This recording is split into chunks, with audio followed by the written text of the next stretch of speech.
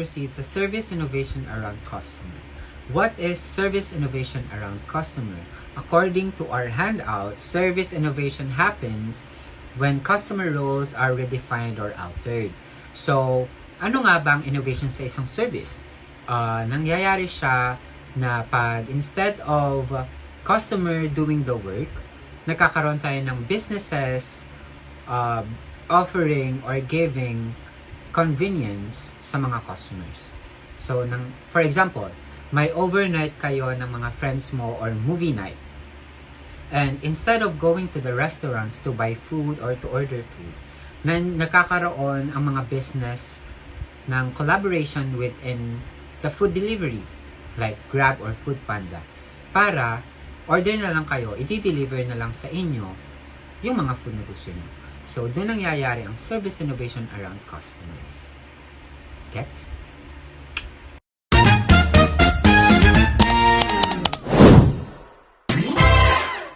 Innovation through a solution. It is a firm's approach customer needs by offering solutions instead of just products. So, innovation through a solution ay isang way, isang pamamaraan ng isang negosyo or business para mas matugunan nila yung needs ng bawat customer. So, hindi lang sila nakafocus sa pagbebenta ng products, kundi nagbibigay sila ng tamang solution para sa bawat customer. So, for example, travel agent customizes itineraries to meet newlyweds preferences for destinations and activities. So, imbes na fixed na tour package ang ibebenta ng isang tour agency, gagawa ang isang travel agent ng personalized or customized na plano para sa newlyweds. So, pipili sila ng best destinations and activities na swak sa gusto ng mag-asawa. And dito, mas nakafocus ang innovation through a solution sa experience and convenience ng customer kaysa sa product lang. And dito lalabas yung tunay na innovation kasi mas nakafocus sila sa needs ng bawat customer at handa silang mag-adjust para magbigay ng tamang solution para sa kanila.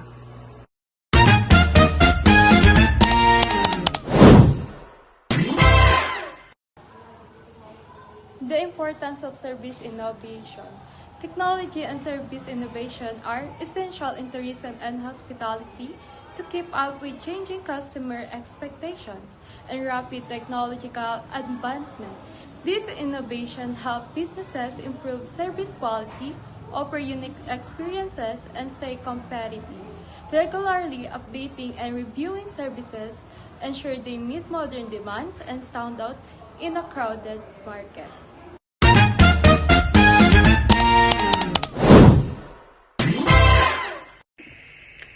Next is the service innovation through interconnectivity. This means improving and creating new services by connecting people, technology, and system to make customer experience easier and more convenient. Example po, tour agency can innovate by creating an app kung saan pwedeng mag-book book through online, nakapag-browse ng tour package, chat with agent, and makapagbayad through e-wallets. Na mas napapadali po and less hassle na din po para sa customer na hindi nila kailangan pumunta ng travel agency para lang sa mga yon. Yun po ang ibig sabihin ng service innovation through interconnectivity.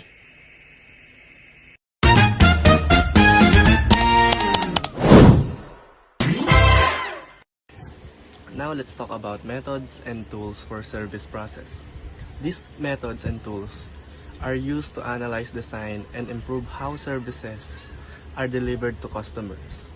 Tools like affinity diagram and brainstorming help organize ideas and generate solutions, while character profiles provide a clear picture of target users. So blueprinting maps the entire journey to identify gaps or problems, and ethnographic user research gives deeper insight into customer behavior and needs. So together, these tools guide businesses in creating better and more user-centered service experiences. So ang mga parang ito po ay ginagamit upang pag-aralan at mapabuti kung paano ibinibigay ang service sa mga customers. So sa tulong po ng mga tools na ito, mas madaling maiintindihan ang mga pangangailangan ng tao o customers at makagawa ng mas magandang experience para sa service.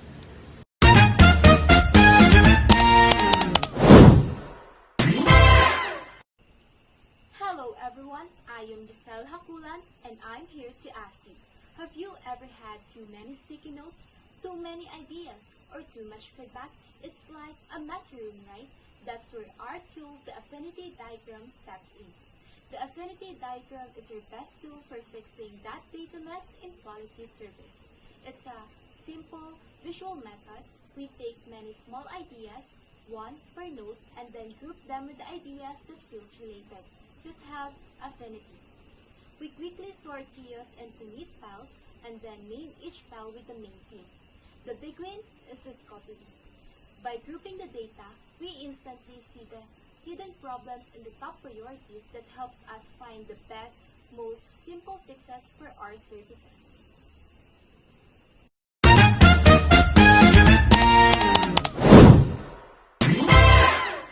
Our next topic is brainstorming. What is brainstorming, or what is the purpose of it? Brainstorming is a way to create many ideas for solving problems or improving services. In brainstorming, everyone can share their thoughts, suggestions without judgment.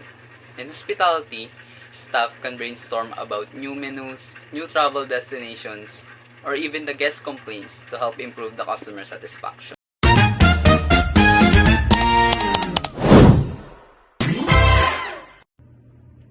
So, character profiles help designers and managers understand their service users on a deeper level. They give us patterns or trends about preferences, habits, expectations of customers. By analyzing these profiles, tourism and hospitality establishments can justify the improvements or innovations they introduce. For example, in hotels and restaurants, character profiles can show what regular guests usually request, like specific room setups, favorite dishes, or even preferred dining times. So with this information, managers can personalize their services, making guests feel valued and understood. So in short, character profiles act as a guide to create a more customer-centered experiences. They don't just describe who the customers are, but also why they act a certain way and what kind of service will satisfy them best. That's why in designing and managing quality service, understanding the character profile of our guests helps us deliver consistent, personalized, and memorable hospitality experiences.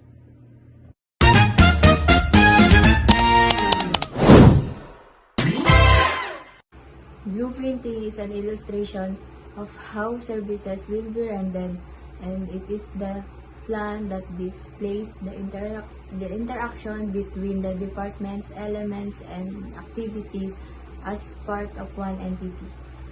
This tool, the different components and steps in the process, how the tasks are performed, and the proof of service based on the actual customer's experience. Blueprinting is a step-by-step plan that shows how customers experience a service from the start into the end, so businesses can spot the problems and make the service smoother.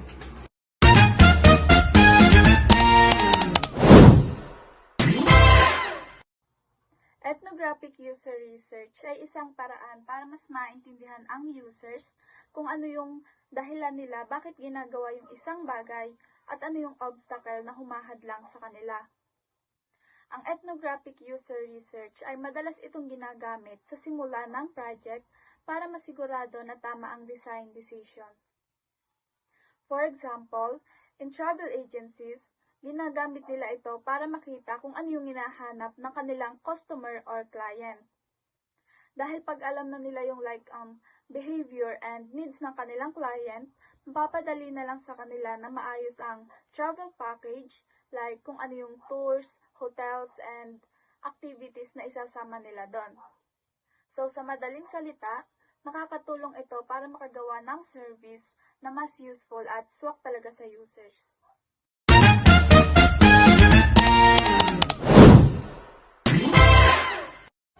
Hello everyone, I am Gaia Cristel Luna, and today I'll be sharing the conclusion of our topic on service innovation in the tourism and hospitality industry.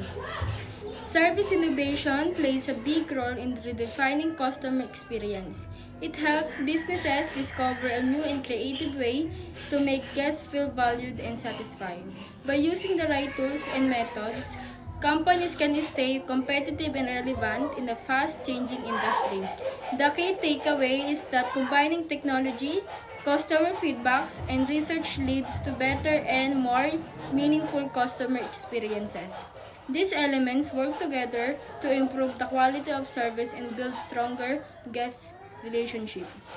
As you can see, these visuals show icons representing innovation and technology, and the customer satisfaction and the main ingredient for excellent service. Thank you. Thank you for watching.